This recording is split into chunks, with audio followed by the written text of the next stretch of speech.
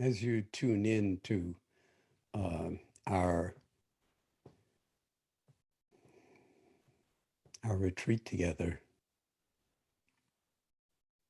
and we're starting week 4, so a number of us have been at it for quite some time now. Bringing awareness to your intention as you take your seat or settle in, however that is. And whether your eyes are gazing at the screen or your eyes are closed, as mine are at the moment, just being aware of the invitation to be yourself.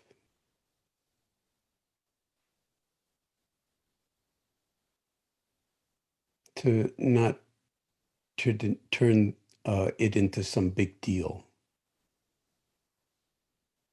but rather to simply take a moment, as each one of us is doing around the world in all its different time zones, at this very moment, to just touch base with the domain of our being,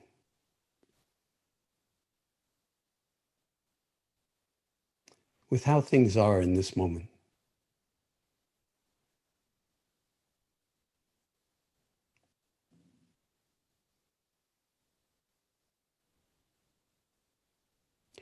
And noticing that that is an enormous affirmation of your own capacity for tuning into the actuality that you find yourself in at this moment. And in some sense, embracing the totality of it, even though it's unbelievably stressful in many ways, unbelievably confining and constraining, unbelievably threatening to our lives and our livelihood. And the well-being of our families, children, their education, grandchildren, the degree of stress and the traumatic aspects of what we're all experiencing around the world. And every single one of us differently because of our different situations, different relationships, different cultures, different languages, different cities, different everything, rural, urban.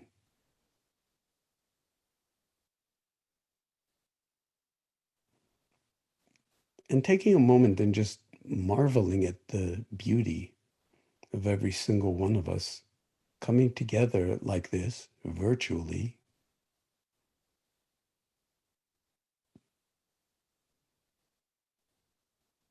to simply be present.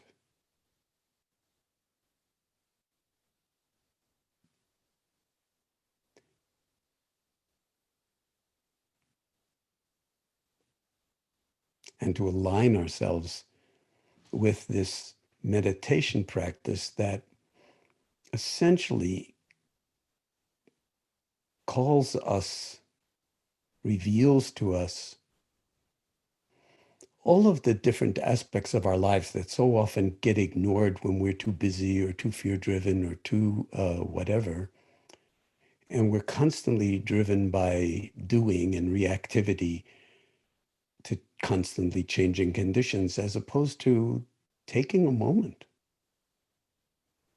and just dropping into being and being who you already are. So clearly with no place to go, nothing to do, and nothing to attain.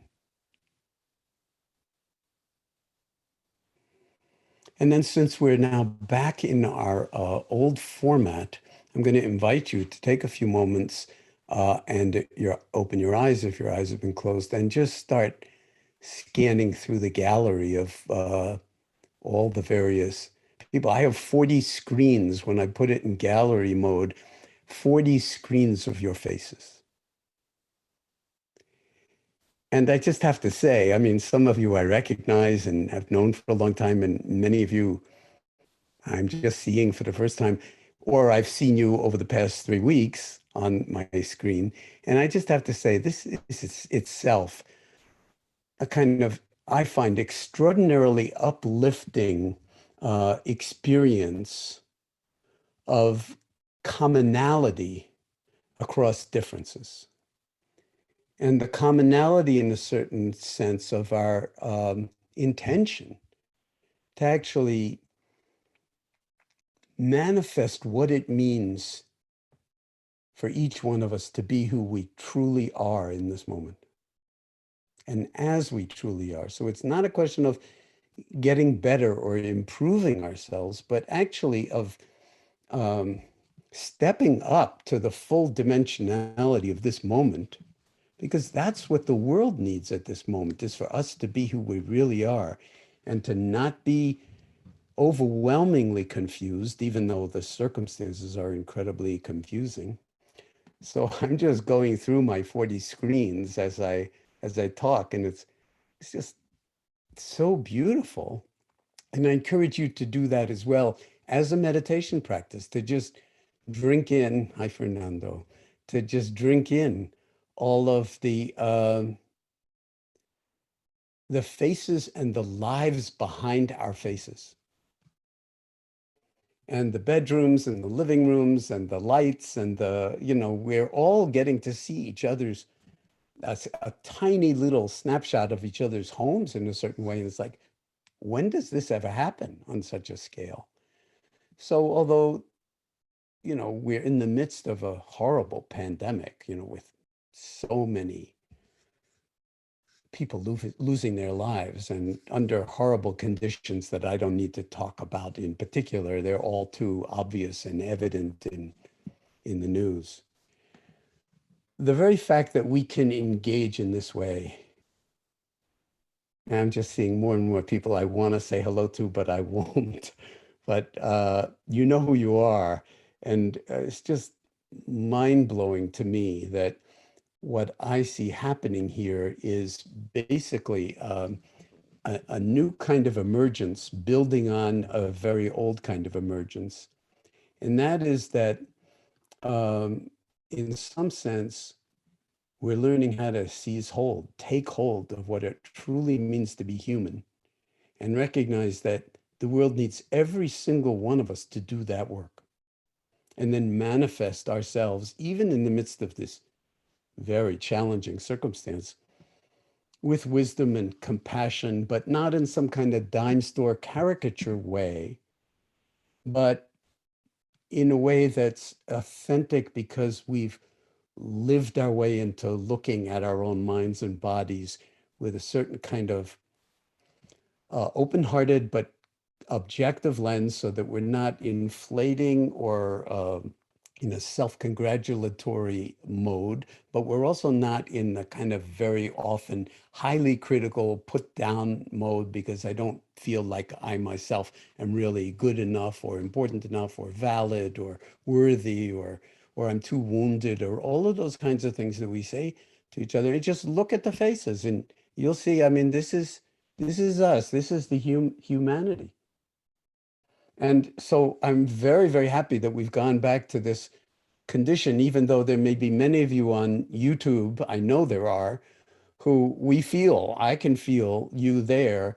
And because of the weirdness of Zoom, where it's like somewhat illogical uh, offerings, we can't do this with more than 1,000 people, but there's something about it that's really extraordinary. And when we say goodbye, we will unmute you all and do that. So I'm just scrolling back to my original page, and just again to say welcome.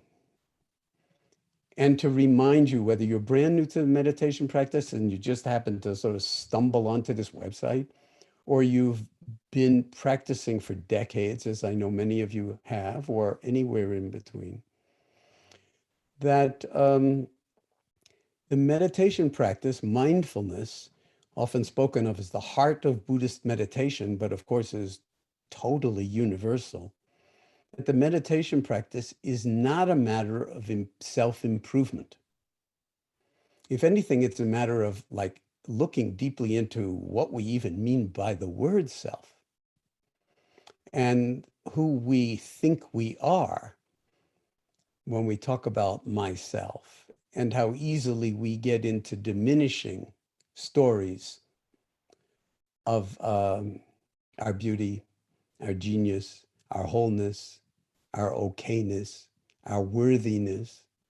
And so it's not like we have to get anything. It's just like we have to get out of our own way, so to speak, enough to actually just open up to this moment. Since we're only alive in moments, well, why not experience this one? Because it's the only one that we can experience. And then you see the boundary between meditation and life just evaporates completely. Am I guiding a meditation here? Or are we just in some kind of dialoginous conversation with, unfortunately, me doing all the talking at the moment?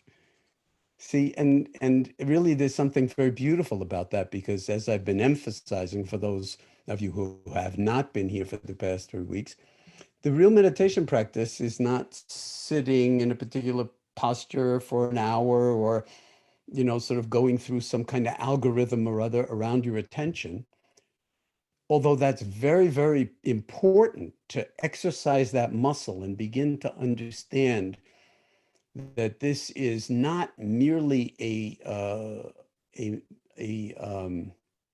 an exercise, but a way of being.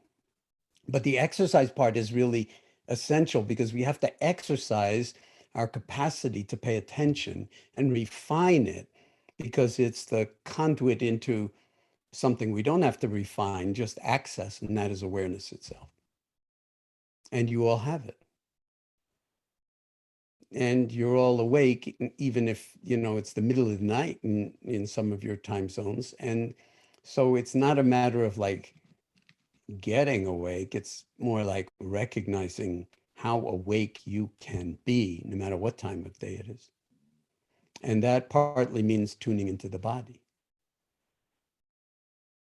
So let's actually take some time now to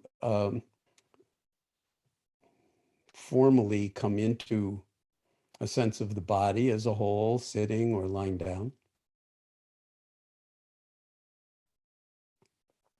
And dropping into awareness of the body sitting here breathing.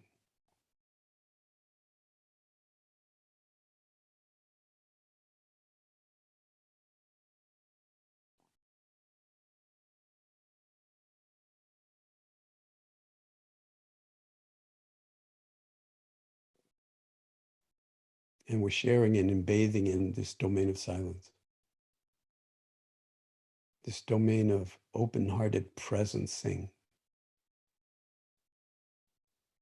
Here we are.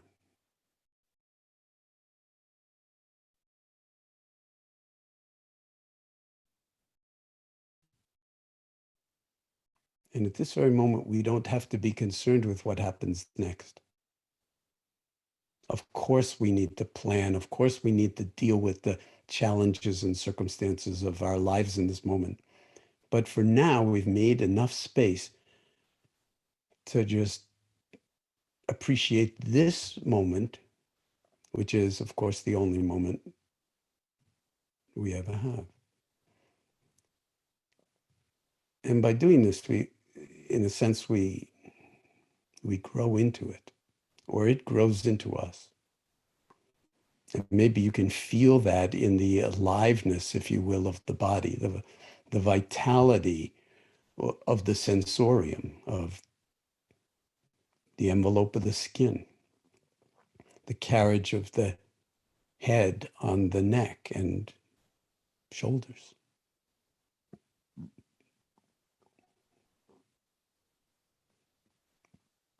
If you're sitting, the quality of the spine self-elevating vertebra by vertebra out of the pelvis, which is anchored to the seat or the chair or the cushion.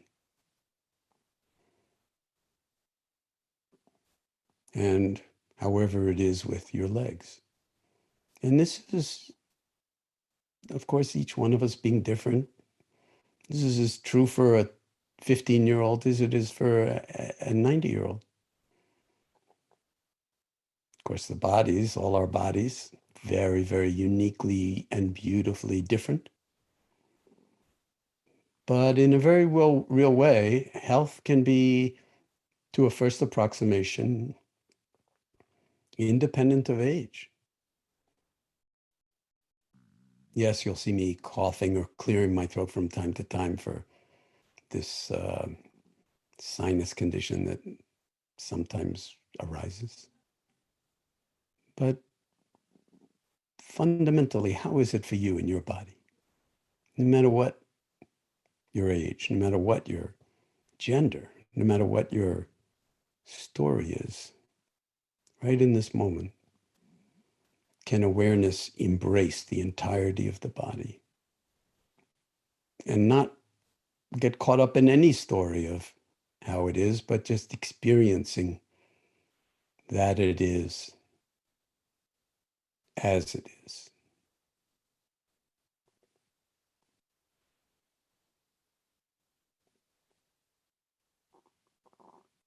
And then resting here in awareness, anchored in, centered around,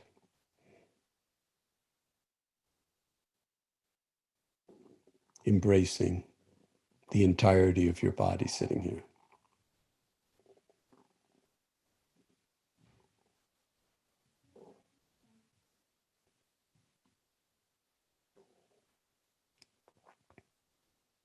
And then letting your awareness also include the fact that we're all here together.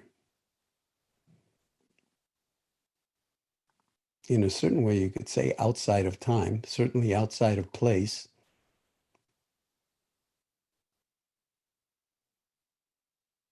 unless you make the place the whole planet. And then here we are, we're all absolutely together, not just on our screens, but on this tiny little speck in an unimaginably vast universe of empty space.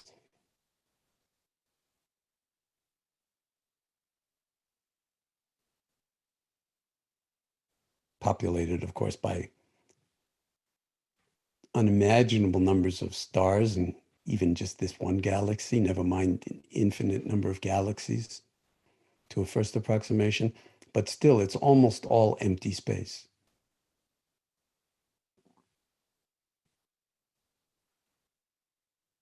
And here we happen to be on this planet Earth at this moment.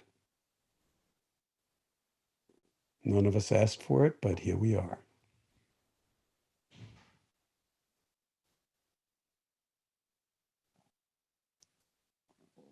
And for now, we don't even have to ask, how are we going to be in wise relationship with our being here? Because in this moment, we're already in wise relationship with it by virtue of being fully awake, grounded in the body itself, sitting here breathing in this timeless moment, the only one we're ever alive in, called now.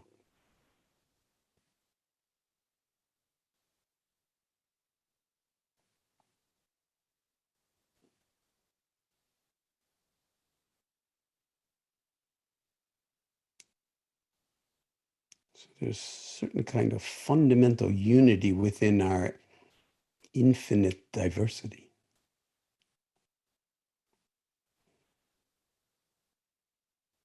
And both are fully in evidence and present at the very same moment.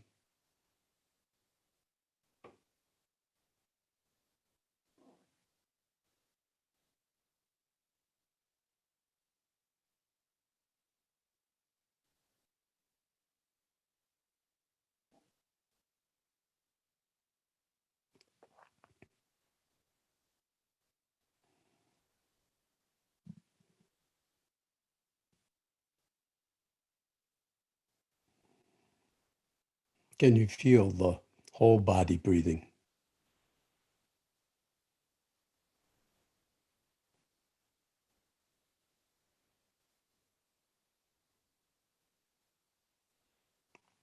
Can you sustain attending to the universe of breath sensations, moment by moment and breath by breath?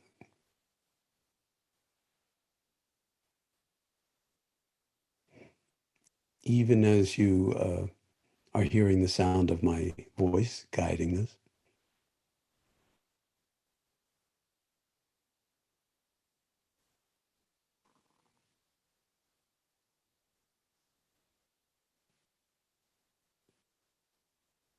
residing in a stillness that's simply not disturbed by talk or my attempts to point out or encourage certain kinds of directions in which to look or feel your way into.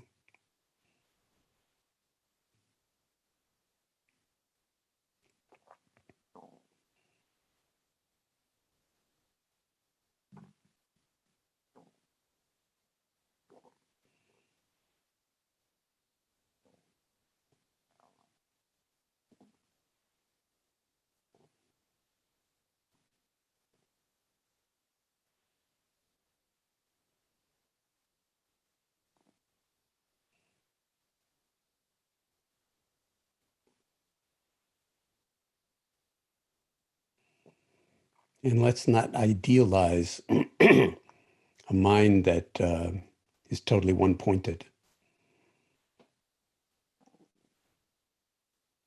because that's not really what the invitation is here, to develop a mind that never wanders. As we've been seeing, it's in the nature of the mind to wander,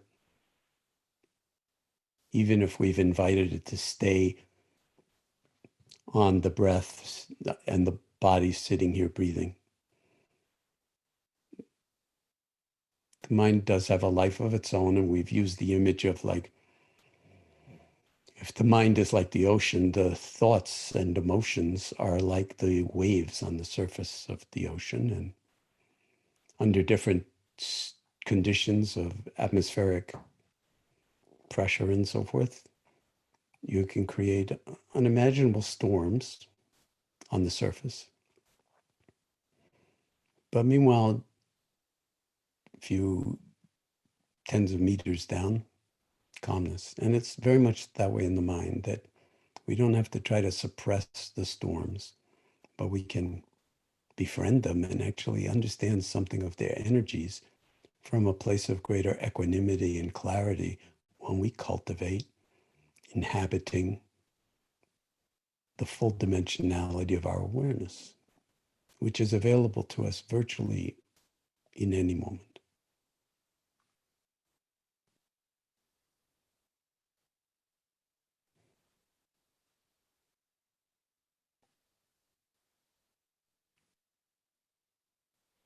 So it's fine for anything to be happening. Whatever is happening becomes the curriculum of the moment.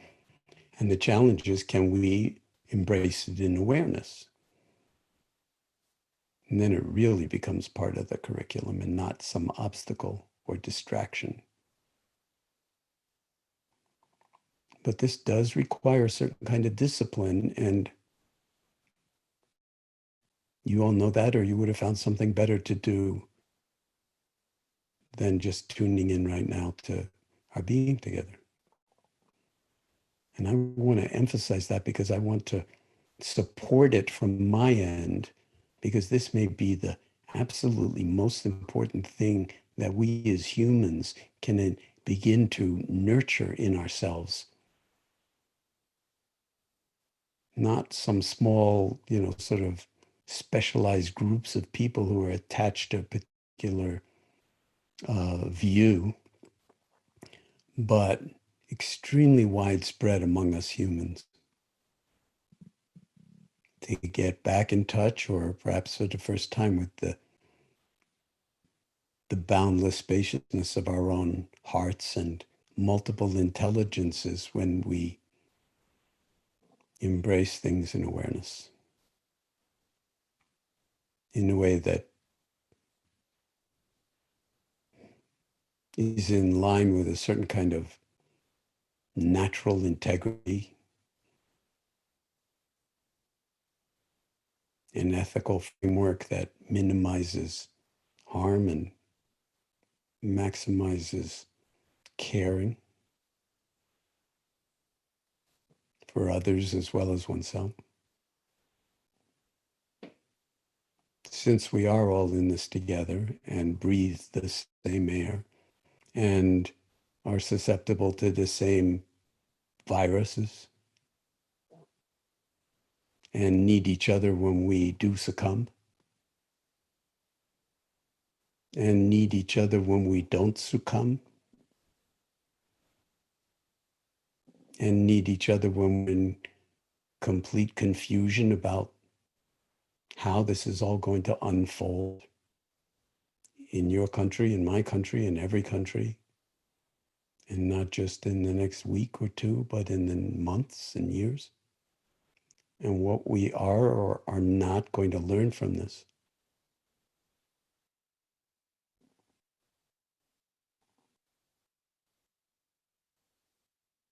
Maybe the real pandemic is a pandemic of ignorance, of greed, of misunderstanding what human beings are capable of on this fragile planet of ours. And maybe we'll learn this now. I think we are learning it.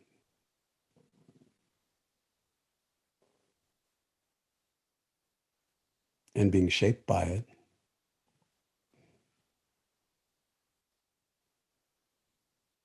And hopefully embodying and offering to the world in our own unique ways, every single one of us, what's deepest and best and most radiant and luminous and creative and imaginative in ourselves.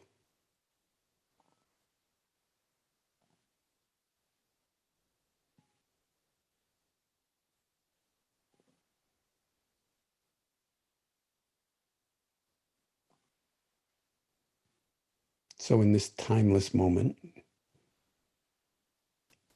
how is it in relationship to stillness, silence? Is there any separation between what you call you and silence? What you call you and stillness?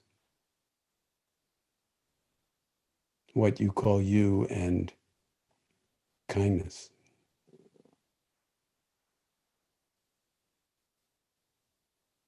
What you call you and love?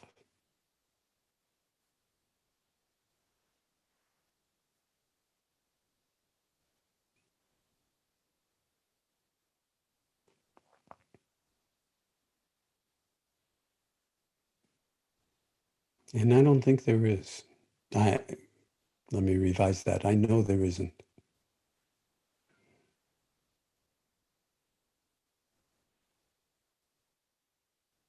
Because the true nature, if you will, of us humans is awareness, is to embody the species name we've given ourselves, Homo sapiens sapiens, the species that is aware and is aware that it is aware. And when we live our way into it, even for moments like this,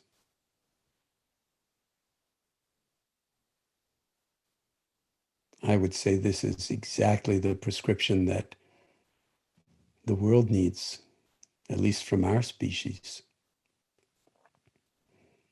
for tilting things in the direction of sanity, love,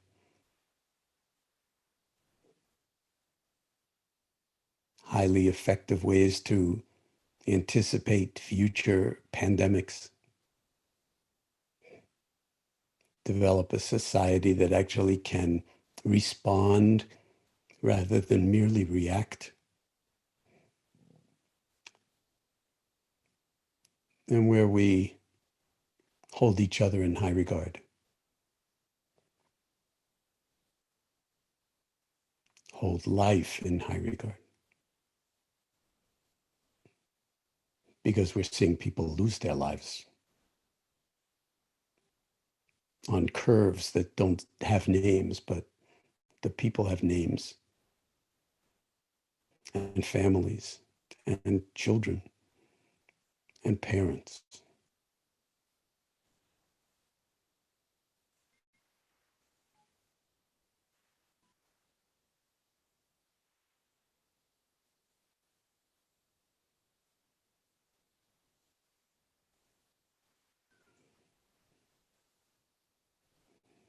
And so in these remaining moments of this period of practice, seeing if you can just open to the body sitting here, breathing in full awareness, where the awareness is like space, no center, no periphery.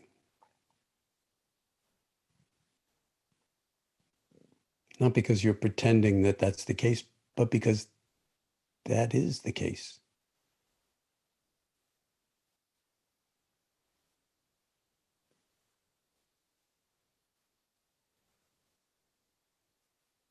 And contracting around our smallness, as we often do when we get stressed or when we get threatened or whatever it is,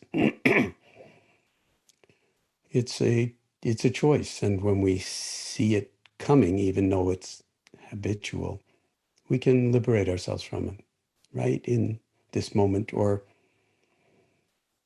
regain our equanimity and composure and apologize when we blow it. And of course, we're all blowing it all the time.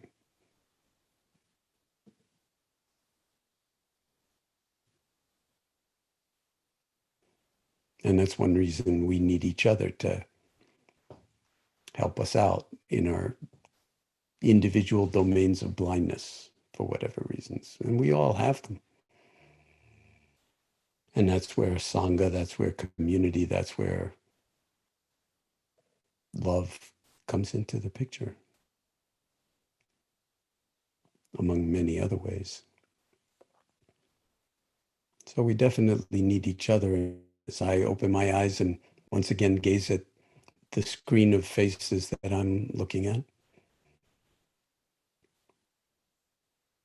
I'm just deeply, deeply touched. And I may have mentioned it the last time, I think I did, that in reviewing these times together, as I sometimes do, I was like completely shocked to find that on Thursday, the entire time that I was guiding a meditation, the picture and the sound were so awful that I myself, had I known it, I would have just given up. But when I looked at the number of participants, nobody left. It's like, wait a minute, maybe I should just shut up. And I don't need to, and you don't need my picture, you know. But anyway, it was such a kind of affirmation of the fact that um, you don't let little things like that, little technological glitches. So I hope my picture's better now. I made sure that I upgraded my internet service, which I didn't know I needed upgrading, but now it's a lot more powerful, and hopefully the picture and the sound will be stable from here on out. So I want to open it up to Q&A. I just want to add one little sort of theme or note, as I sometimes do during these gatherings, uh, which I consider to be a kind of, although I'm doing most of the talking, a kind of a dialogue or inquiry among all of us.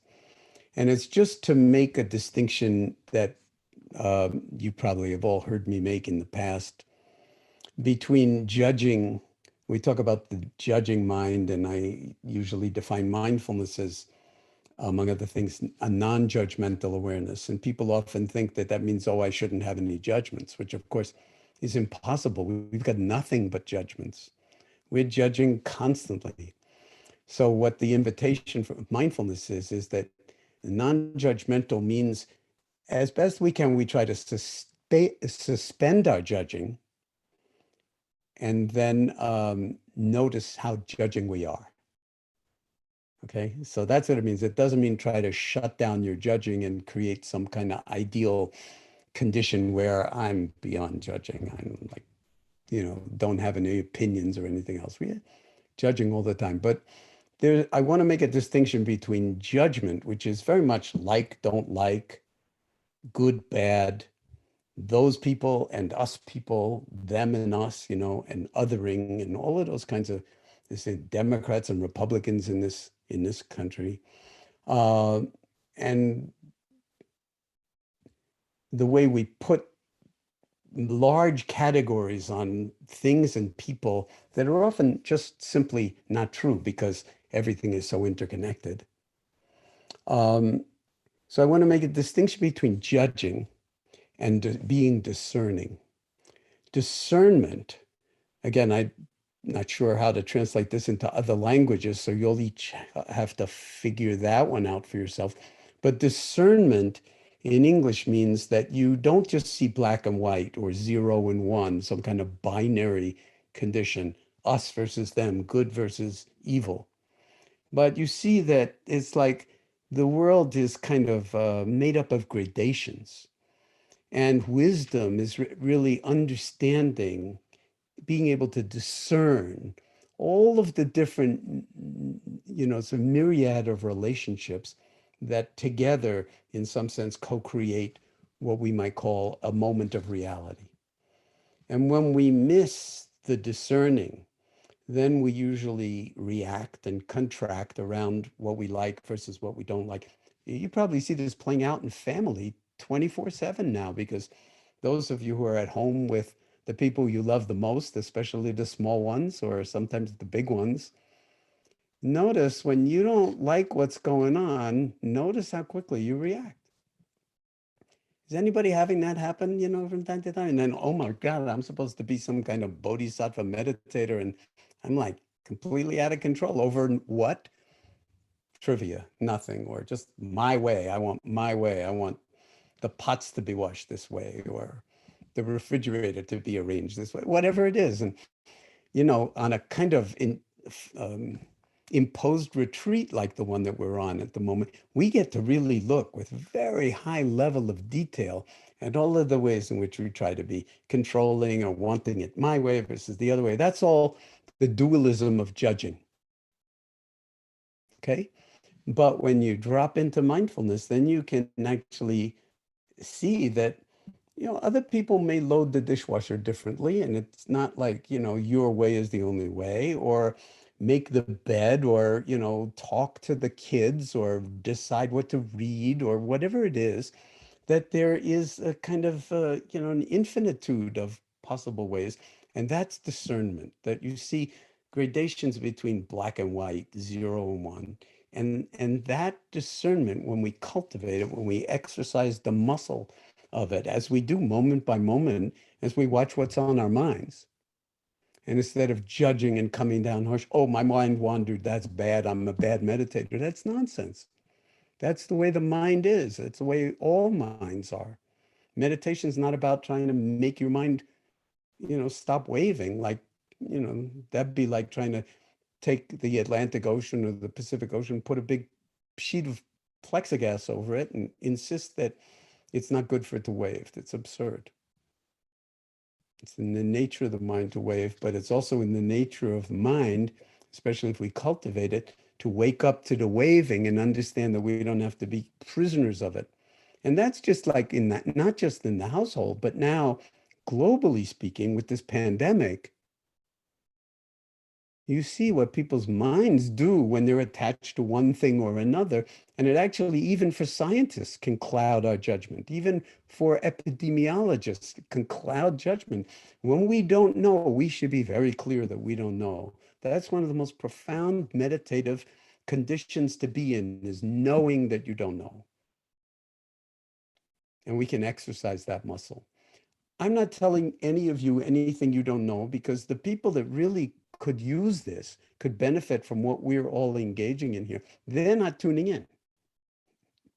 Not to turn them into a they, but, there are probably, there are 999 people, it says on my screen right now, and there are probably another that many perhaps on YouTube.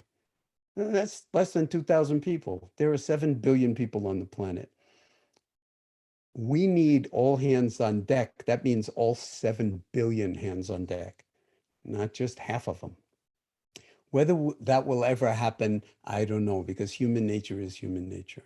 And history is history. And it's very, very complex. But we are in a historical moment that is pregnant with possibilities for darkness and for more compounding of fear, greed, hatred, and delusion, or some kind of Renaissance-like awakening to our own true nature and say, listen, we can't keep going like this. The next pandemic might be 10 times more infectious.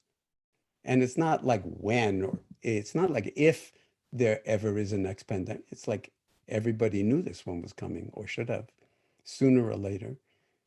And so how are we going to self-regulate, which is what mindfulness is in some sense all about, at the level of the planet, globally, the body politic, and in our individual countries. So I won't say any more. I just want to kind of remind you that the practice never ends, and that as long as you are paying attention and resting in awareness, even for very brief moments, that's it. It's like I'm hesitating, tempted to say you're doing it right, but there is no one right way to practice, and you all know that. There are many, many deluded wrong ways to practice. So it's not like the meditation instructions are not extremely important, and one needs to, in some sense, clarify them over and over and over again in your own mind and in conversation with other people who practice. But really, from the perspective of meditative awareness, as long as you are aware of what's going on, you're doing it right. What happens in the next moment? Well, that's a big adventure. But for now, you can be aware of all of the ways in which we are caught, captured, imprisoned by our own mental agitation or attachments, and by our external agitation and attachments. And then we can work with those and cultivate greater balance, clarity, discernment, wisdom, and act on it to actually serve the benefit of others.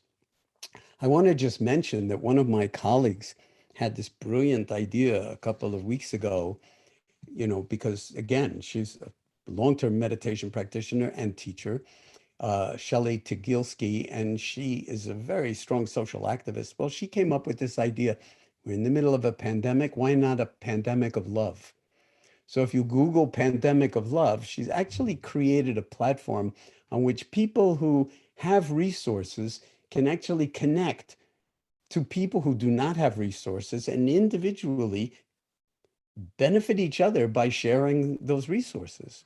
Many people in our country are food deprived at the moment, work deprived, money deprived, and other people that have more than they really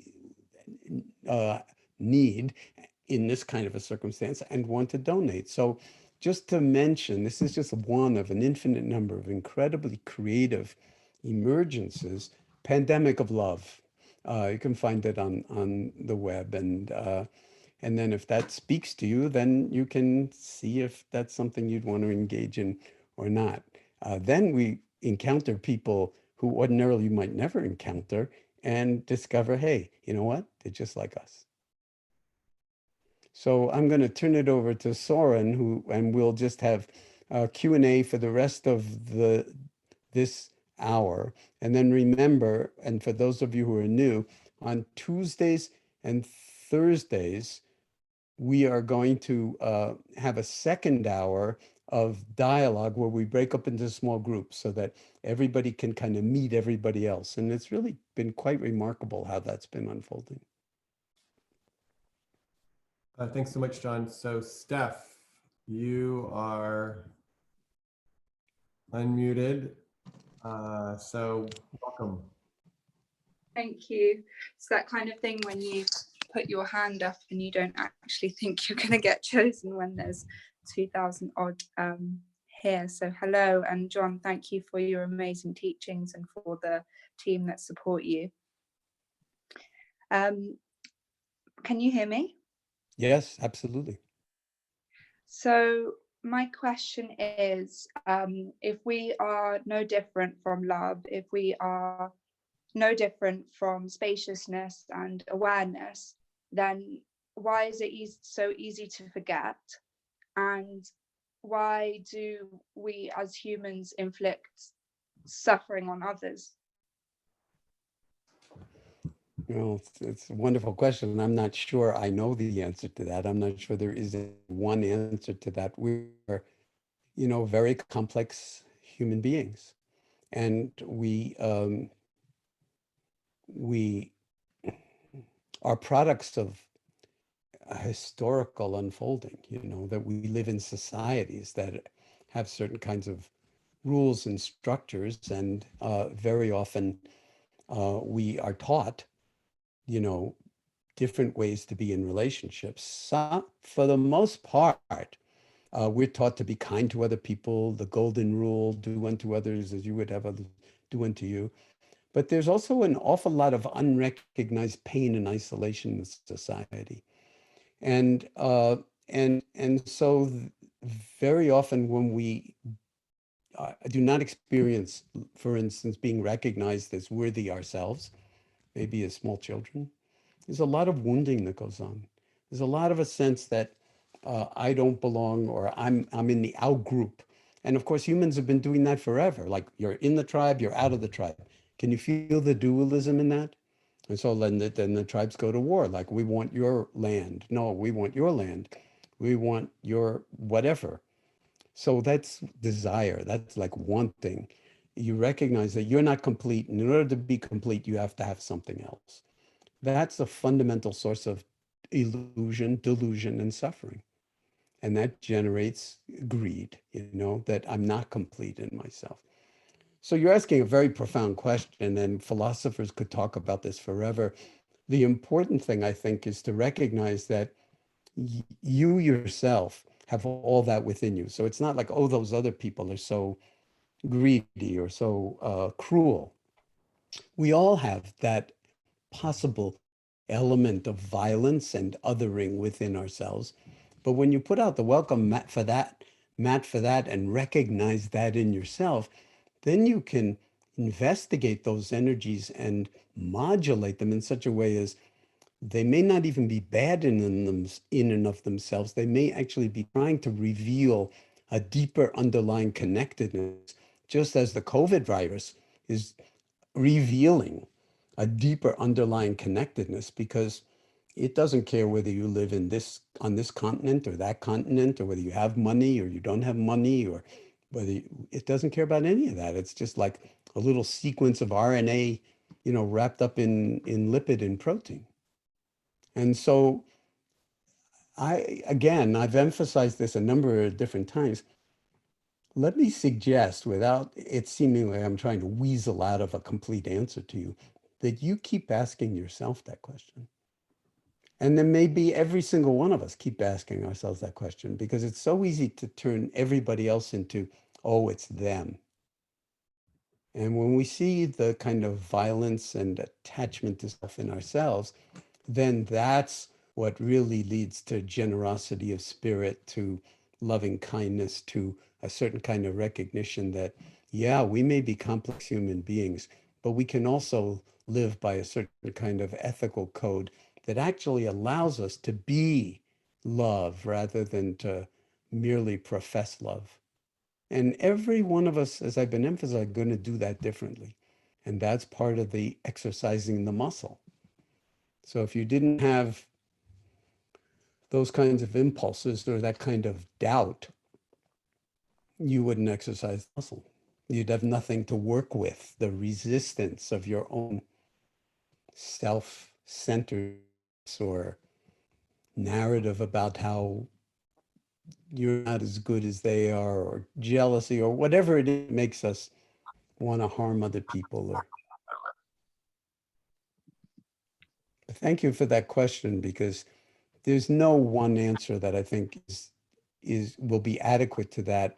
But I think the question invites a certain kind of reflection that when we do that, then we see, though, oh, it's not all those other bad people out there, they're the problem, but that we need to find a certain kind of way to befriend those tendencies of othering and violence in ourselves.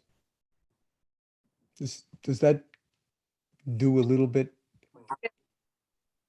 Yeah, and Okay. and that wasn't in any way kind of exempting myself from those things. No, I didn't think so. I'm far from perfect. So yeah, I think it's quite helpful as well by you know, the duality, that in order to have love, maybe we need to have, well, hate. Well, certainly in order to have light, we need to have darkness. So it was helpful to have the reference of duality. Thank you. Thank you. Yeah. Just hang in, because it will be self-revealing over time, and my answer or view of one particular moment won't really be relevant at all. It's how it is for you in each moment. Thank you. Let's see. James. Hi. You're muted. How you Hi doing? there. Hey, I'm James. Where are I'm you calling from? From New Orleans, Louisiana. Oh, wonderful. Yeah. It's really nice here too, which is weird for subtropical. We get this in midweek. Anyway, I wanted to ask, so I'm a recovering addict, and I'm somebody who's often in context where mindfulness or awareness or presence can kind of be felt, whether it's through something like this or meeting spaces. I do 12-step meetings, or, there's these spaces. It's just funny that you brought up this thing of who's needing this and who's most needing this, and we're kind of all here. And that interests me a lot. You're somebody I really appreciate. You have a very pragmatic, practical conveyance of this stuff, and it's not woo-woo and dressed up. And I think that's why it's always touched me a lot. And I think about conveying a message and trying to carry principles in my life and kind of have this attractive force, and not to proselytize or be a missionary about it. So all to say, I'm in these contexts as well where the stage isn't set for this kind of thinking. Right. It might be chaotic. It might be, whether that's in the family unit. I play music, I'm in a band, and I play in these bars sometimes. And I don't judge these places, but in these places, and whether that's professionally, and I do hard labor work and carpentry and stuff. And so in all these spaces, I think incidentally, usually a sense of awareness and presence kind of happens with the collective sometimes, not formally, but generally sometimes it could be a good song playing or something, you know what I mean? And Yeah. I see the flourishing of the collective when that happens. And there's sometimes I think, man, I wish I knew how to try to generate this a little bit. And I just wanted to ask you, not that I feel a soul sense of responsibility, but sometimes I have a voice in these places. And what I thought about is, if you just knew of a graceful approach in your experience, I think of your involvement in your colleagues with professional, teams, corporate Silicon Valley, Yeah. how do you bring this stuff sometimes without having some woo-woo bullshit, people being averse, like, oh God, what is this guy doing? So it's a wonderful hopefully you question. can identify, some kind of am I rambling? James, right? Yes, sir. Yeah. Well, thank you for that question. And there's no one right way, and this is true for the meditation practice too. There's no one right way to practice meditation. So all of us need to, in fact, find our own way, and we need each other's ways. We need each one of us to do it. So I can just kind of feel from you that it's a beautiful question. And what will make the biggest difference in all of those venues that you find yourself in, whether it's family or up there on a stage playing with a band or whatever, is how you be. When you're embodied, because of interconnectedness, everybody feels it. Maybe they'll even hear it off of whatever instrument you're playing because you're, and then there are all these trivialized ways of in the zone or whatever, but you're actually being fully present.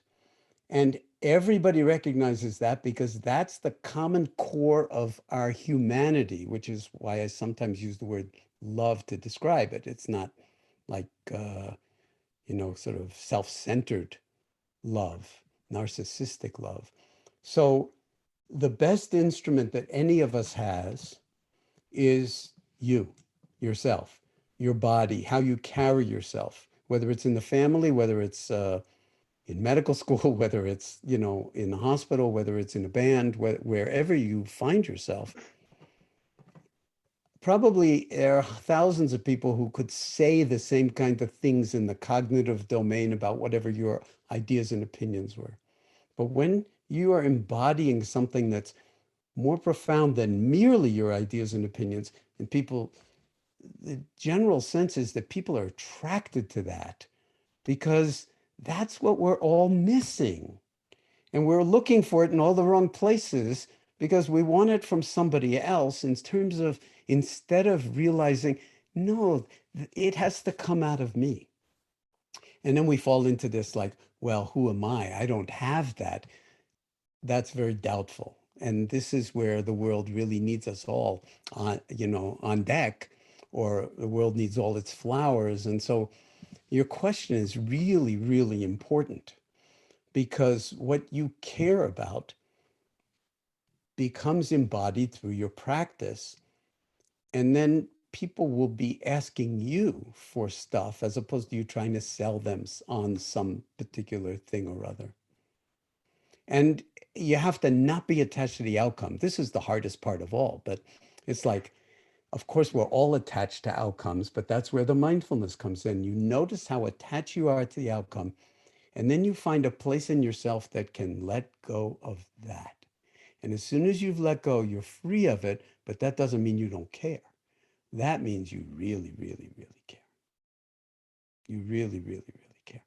And you care your way, not Jon Kabat-Zinn's way, or whoever the guru of the moment is, or some philosopher from, who's dead. All of those could contribute to your formation and maturation as a human being, which goes on until your last breath. But along the way, the more you just are willing to show up and be yourself and not have to be perfect, but to just be your own imperfect self and yet be okay with that and maintain integrity.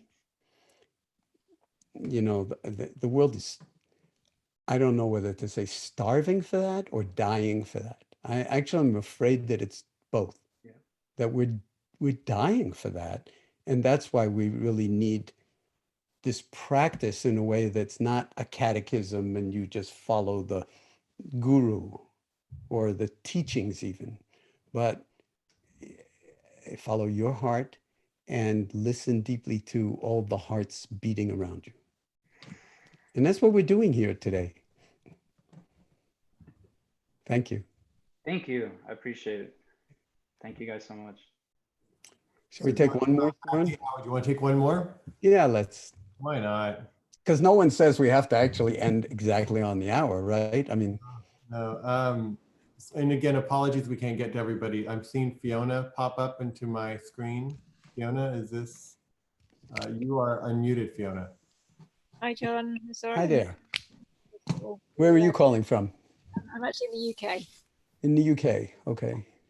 So first of all, I want to say thank you. It's been just lovely to have these practices over the last few weeks. I really appreciate that. Yeah, my question is, I've been meditating for quite a number of years and recently went through an extended length of chemotherapy and found it very difficult to be in my body during moments, not the whole thing, but in that. And it was really just to understand, perhaps, because obviously having practiced for so many years within my body, using my body as the kind of focal point, it was really just to sort of find out if there's maybe some ideas or other ways to do that when you're at a point where your body, you know, is I suppose suffering really. Yeah. Yeah. And you don't want to necessarily bring awareness into the full constellation of the pain or discomfort. Mm. And then the thought domain of what does this all mean? Where's it all going? That's not great. And the fear.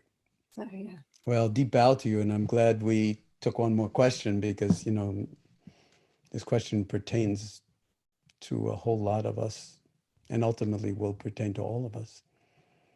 So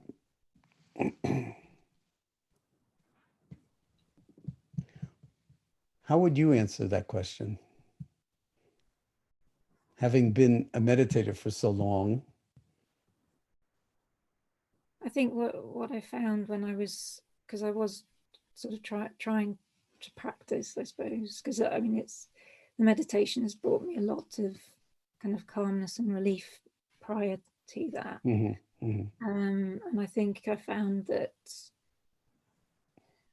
I suppose, focusing maybe outside the body, but just using anything that was a source of comfort, I guess, really, be it, you know, sounds from, you know, outside the room, Right.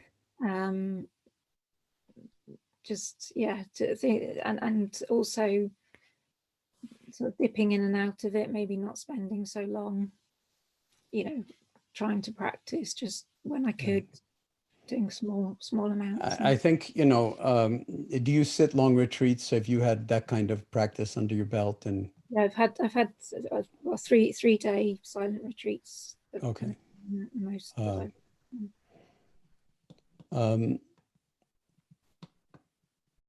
I think sometimes when we get into meditation practice, we can be too hard on ourselves and think that there's a certain way you have to do it. And if you're not doing it that way, then you're not doing it right. And then it won't work for you or it won't help you.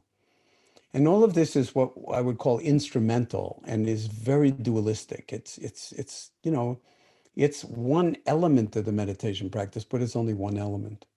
The other element is what I would call non-dualistic and also non-instrumental. In other words, it's not supposed to be a certain way, and you're not trying to get anywhere, and you're not really instantiating any kind of action in the meditation practice. You're just awake to the actuality of what's unfolding. And then if the mind goes, yeah, but this is horrible, and I'm in a horrible space, and where's all that meditation to help me to deal with this horrible space? It's actually right under your nose, right in that moment, except for the narrative, which is actually preventing you from seeing that, like, you know, awareness is always here. And it always has a compassionate element to it if we can sort of remember that it's okay to be imperfect or not have, like, you know, the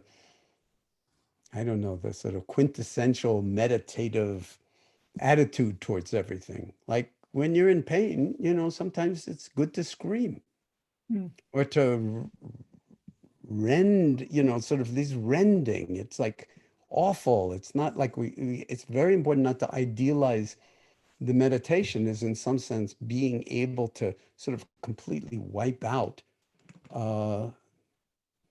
pain or anguish.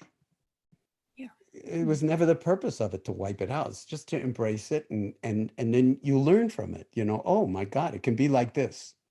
And then we don't idealize it.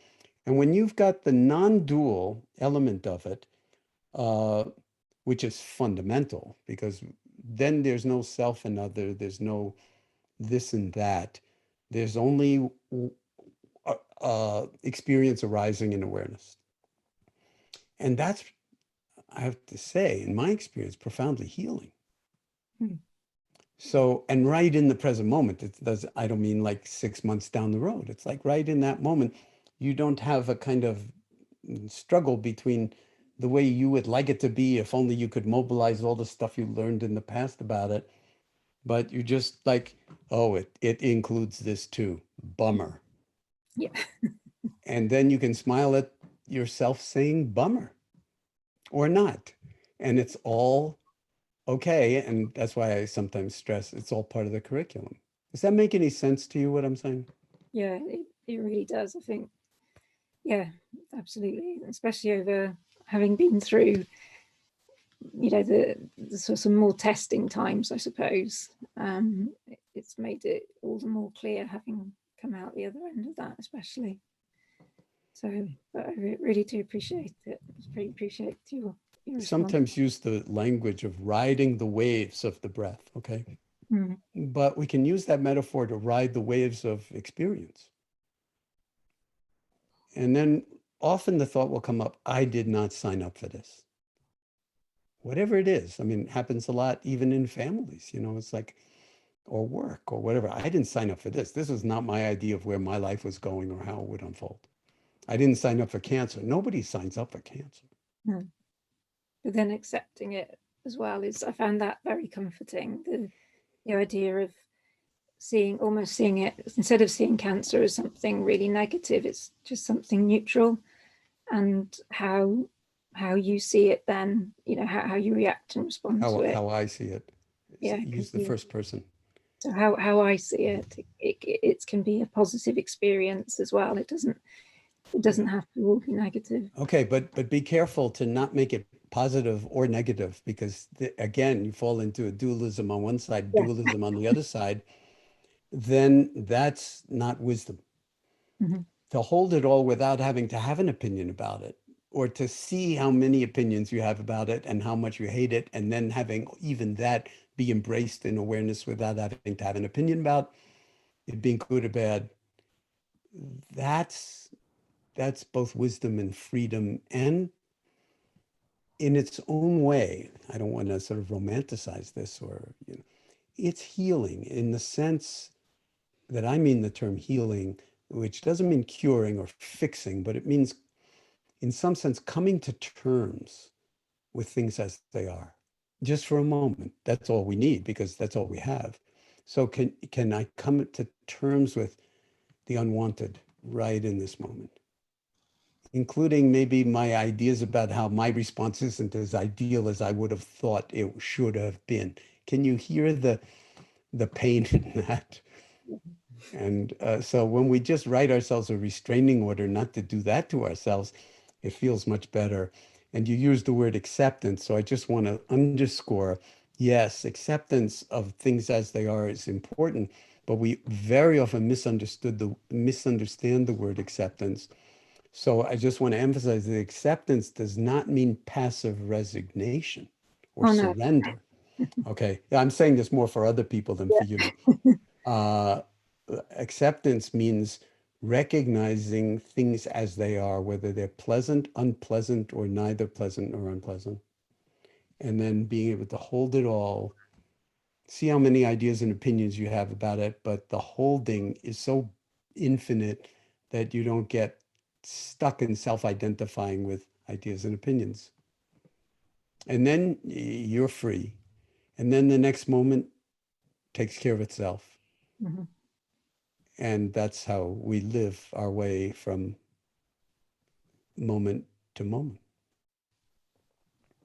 Thanks so much for that question, and good luck to you in all ways. Thank you. Yeah. So I guess we're going to stop. I wanted to just say one thing, because several people have commented to me about the chats. Excuse me. I don't know whether you did it today, Soren, or not, but those of you, you may notice that we're going to start shutting off the chats during the guided meditation, because if we were all on retreat in the same room, that'd be a very big room. Okay, we are. It's called the planet. But if we were all like on retreat in the same room, you should know I run a very, very tight ship. I take retreat extremely seriously, because it's such a precious opportunity and it doesn't last for all that long.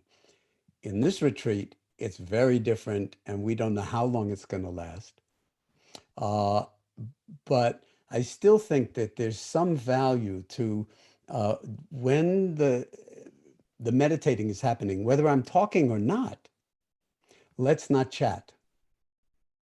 Let's be aware of the impulse to chat and say, hi, I'm from Buenos Aires, or, Barcelona, or wherever. But to actually not chat, except at the beginning when you're coming on and saying hello, if that seems appropriate, unless we've shut it off. When we shut it off, this is a long-winded way of trying to say, when we shut it off, it's part of the mindfulness practice. We're not just being bullies, but we're trying to sort of remind you that we're here to sort of sometimes be silent and not communicate. And that silence and your presence communicates far more than what can be said in a chat. And then, of course, the chats are also wonderful. So we're not going to sort of eradicate them by any stretch of the imagination, but just have them during the Q&A. Is that about the right way to say it, Soren? Yeah, perfect. Okay. So we are going to say goodbye. And again, we're here same time, same place tomorrow. I'm going to unmute all of you. If you want to say goodbye in your own language or blessings or whatever you have to express, everyone is now unmuted. And you can go into the gallery view at your upper right hand of your screen, and then you'll just see each other. And Bye, everyone. Bye, everyone. I'm sorry. Bye, Jon. Gracias for the time with Very much. Good night. Good today. Beautiful. And everyone. Thank you, Jon. Thank you, Soren. Oh, Much for sharing it all. I'm very thank grateful. you, John. That was so wonderful. Oh, Love to everyone. Everyone. Bye. Have a nice day. Bye where you are. Thank you. What a gift.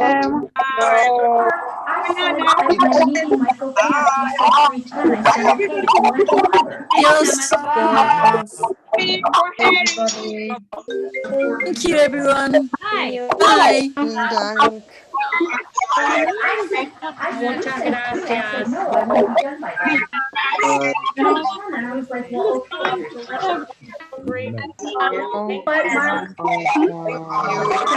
Do you say more too? I'm just go on a walk.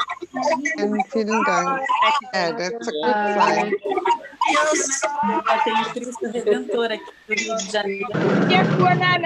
sometimes when you're like cursors moving around so fast, you can't even see it on the screen. And Bye, Nora. Yes, after the call. Bye, everybody. See ya, too. See you, Jon. Thank you, everyone. Tomorrow. bye. Tomorrow. Go ahead. See you tomorrow. Have a good day. Everyone. Tomorrow. Bye. Bye. Bye, bye, bye, bye, bye. Bye, Jon. Thank you, Jon.